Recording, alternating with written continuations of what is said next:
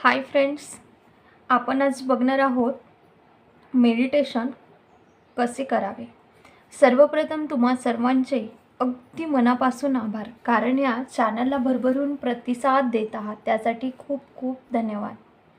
तुम्ही सगळे कसे आहात? मला खात्री आहे की तुम्ही सगळेजण आनंदी आहात आणि मजेत आहात। जर तुम्हाला तुमची इच्छापूर्ती करून घ्यायची असेल आणि तुम्हाला तुमचं इच्छित फळ प्राप्त करायचं असेल तर तुमचं सबकॉन्शियस माइंड तुम्हाला सर्वतोपरी मदत करू शकतो। पण ह्या सबकॉन्शियस क्षमतांचा पुरेपूर फायदा घ्यायचा असेल तर मात्र तुम्हाला मेडिटेशन टेक्निक शिकावी लागेल। त्याचविषयी आज आपण इथे जाणून घेणार आहोत की मेडिटेशन कसे करावे। आपलं मन हे कधीच रिकामं नसतं, सातत्याने त्यामध्ये कशा ना कशाचा विचार हा सतत येत असतो, परंतु एका वेळेला दोन विचार येत नाही। मल्टीटास्किंगचा जमाना असला तरी मात्र एका वेळेला एकच विचार येतो, मग तो सकारात्मक असो किंवा नकारात्मक असेल। पण होय, विचार शृंखला तयार होऊ शकते, पण हेच विचार जर थोडेसे स्लो डाऊन करू शकलो आपण किंवा आपला फोकस हा आपण सकारात्मक विचारांमध्ये करू शकलो तर नक्कीच आपल्याला जे काही हवं आहे आपल्याला ते आपण नक्कीच मिळवू शकतो। आणि त्यासाठी मेडिटेशन नक्कीच तुम्हाला फायदेशीर ठरणार आहे। खरं म्हणजे 20व्या शतकापर्यंत मेडिटेशनबद्दल लोक जेवढे जागरूक नव्हते, पण आजकाल हे ताणतणावाचं आयुष्य आपल्या समोर आलं आहे। त्याला समोर जाताना नक्कीच कुठंतरी आपलं मनसुद्धा शांत व्हायला हवं आहे असं प्रत्येकाला वाटत असते। कुठेतरी थोडीशी शांती आपल्याला मिळावी, ह्या शांतीच्या शोधात बरेचसे जण ह्या मेडिटेशनकडे वळायला लागले आहेत। सर्वात प्रथम आपल्याला मेडिटेशन करण्यासाठी योग्य जागेची निवड करायची आहे। तुम्ही ज्या जागेवर मेडिटेशनला बसणार आहात ती जागा शांत असायला हवी, तिथे आजूबाजूला कसलाही आवाज असायला नको आणि खूप साऱ्या लोकांची तिथे वर्दळही नसो, ये जा नसावी तिथे। तर आपण आपला आतला आवाज जो आहे, तो आपल्या इनर चाइल्डचा आवाज जो आहे तो आपण ऐकू शकणार आहोत। शक्यतो रोज त्या जागेवर बसण्याचा प्रयत्न करायचा आहे, कारण मेडिटेशन करताना ह्या युनिवर्समधल्या काही शक्तींना जे पॉझिटिव्ह एनर्जी आहे ती आवाहन करत असतो आपण, आणि ह्या शक्ती तुमच्या शरीरामध्ये प्रवेश करत असतात। डिवाइन पॉवर आपल्याला मिळत असते आणि म्हणूनच ती जागा निश्चित करायची आहे, ती पण खूप पॉवरफुल बनत जाते। ओके, आणि दुसरी गोष्ट म्हणजे वेळ ही लक्षात घेणे खूप गरजेचं आहे। शक्यतो पहाटेची वेळ घ्या, किंवा पहाटे नाही तुम्हाला शक्य असेल तर सकाळी मेडिटेशन करा। जर ह्या दोन्ही पण वेळा तुम्हाला शक्य होत नसेल तर दिवसभरातली कुठली तरी एक वेळ निवडा आणि कुठलाही एक टाईम फिक्स करा आणि त्या वेळेस कुठलीही वेळ मेडिटेशनसाठी योग्यच असते, आपण केव्हाही मेडिटेशन करू शकतो। ओके, पण पहाटेला आणि सकाळला यासाठी म्हटलं जाते कारण आपलं सबकॉन्शियस माइंड हे एकदम ॲक्टिव्ह असतं, त्यासाठी म्हटलं जाते की पहाटेला करायचं आहे।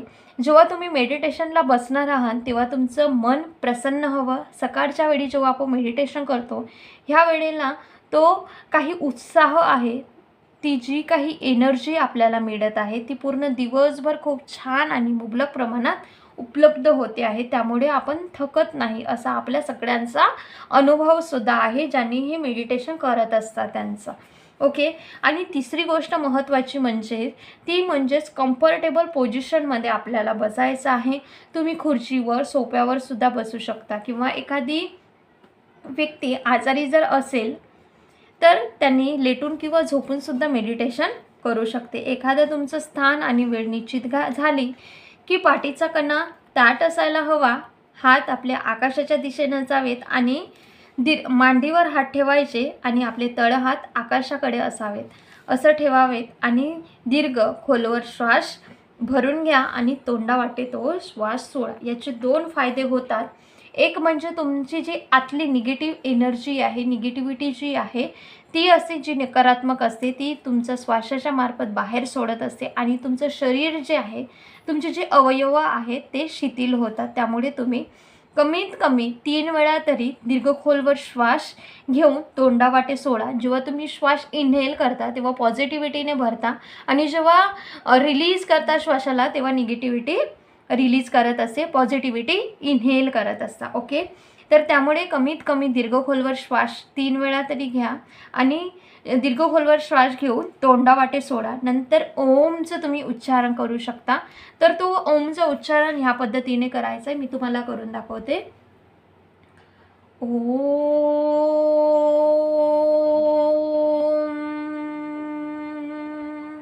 या पद्धतीने आपल्याला ओमचं उच्चारण करायचं आहे. 60% ओ असं उच्चारण करायचं आहे आणि 40% मचं उच्चारण करायचं आहे. असं तुम्ही 3, 5, 7 किंवा 11 वेळा सुद्धा करू शकता किंवा तुम्हाला जमेल तितक्या वेळा तुम्ही ओमचं उच्चारण करा. ओके, यानंतर तुम्ही मेडिटेशनला सुरुवात करा. काही जण मेडिटेशनच्या वेळेस मंत्रसुद्धा जपतात. जर कोणाला एखादा मंत्र म्हणायचं जर असेल तर तुम्ही म्हणू शकता, पण मंत्र म्हणत असताना आपल्याला मेडिटेशनमध्ये तुम्हाला जीभ आणि तुमचे होठ हलवायचे नाही आहेत. त्या मंत्राचा फक्त तुम्ही तुमच्या मनातल्या मनात किंवा माइंडमध्येच उच्चारण करायचं आहे, ते मंत्र म्हणायचं आहे. जसं की राम राम आहे, शिवोहम आहे, जे काही तुम्ही मंत्र म्हणत आहात ते तुम्ही मनातल्या गायत्री मंत्रसुद्धा आहे, तर ते तुम्ही मनातल्या मनात म्हणू शकता. ओठ हलवायचे नाही आहेत आणि जीभसुद्धा हलवायची नाही आहे. जे पण कोणता मंत्र म्हणणार असाल फक्त त्याचा विचार करा. दुसरी एक गोष्ट असते, जर तुम्ही शांत बसलात आणि जर तुम्ही तुमच्या श्वासावर जरी लक्ष केंद्रित केले तरी चालेल. जर तुम्ही कधीच मेडिटेशन केले नसेल तर एका शांत जागेवर बसा, पाठीचा मणका ताठ ठेवा आणि तुम्ही तुमच्या श्वासावर लक्ष केंद्रित केलं तरी तुमच्यासाठी ते योग्य असते. मेडिटेशन करताना तुम्ही तुमची जी काही इच्छित देवता आहे, ज्या कोणत्या तुम्ही डिवाईन एनर्जीला मानता, तर तुम्ही देवी देवतांना मानता, तर त्याच्यावर तुमची पूर्ण श्रद्धा आहे. तिला आठवण करून तुम्ही या युनिवर्समध्ये ज्या काही शक्ती आहेत त्यांना तुम्ही आवाहन करायचं आहे आणि तुम्ही त्यांना तुमच्याकडे बोलवायचं आहे. तुम्हाला असं काही दिवसांनी जाणवायला लागेल की तुमच्या सहस्रार चक्र, तुमचं जो सहस्रार चक्र आहे टाळूभागावरती, तिथे टाळूभागावर आणि सहस्रार चक्रावर आणि दोन्ही तळ हातांवर व्हायब्रेशन जाणवायला लागेल. जो पाठीचा मणका ताठ ठेवायला सांगतात तो यासाठी की ज्या काही शक्ती आहेत त्या आपल्या सहस्रार चक्रावर प्रवेश करत तुमच्या मणक्यातून तुमच्या मूलाधारापर्यंत पोहोचलेले असतात आणि तिथून तुमच्या शरीरातल्या प्रत्येक अणू आणि रेणूला, प्रत्येक सेल्सला वेगळी एक ऊर्जा देत असतात. तर तुमची जी काही 7 चक्र आहेत त्या 7 चक्रामधून त्या शक्ती फिरत असतात आणि म्हणून पाठीचा मणका हा नेहमी ताठ ठेवायला सांगत असतात. त्यासाठीच पाठीचा मणका ताठ असावा.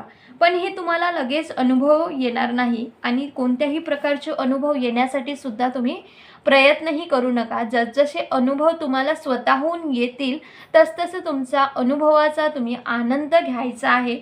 केवळ शांत बसून फक्त तुम्ही श्वासावर लक्ष जरी केंद्रित केलं तरी तुमची जी विचार शृंखला तुटणार आहे, विचार कमी होणार आहेत आणि तुम्हाला जे काही हवं आहे तुमच्या आयुष्यामध्ये अशा पॉझिटिव्ह गोष्टीवर तुम्ही तुमचा फोकस करू शकता. आणि याचं एक कल्पना चित्र म्हणजे जसं की आपण व्हिज्युलाइज म्हणत असतो तसं चित्र उभं करू शकता.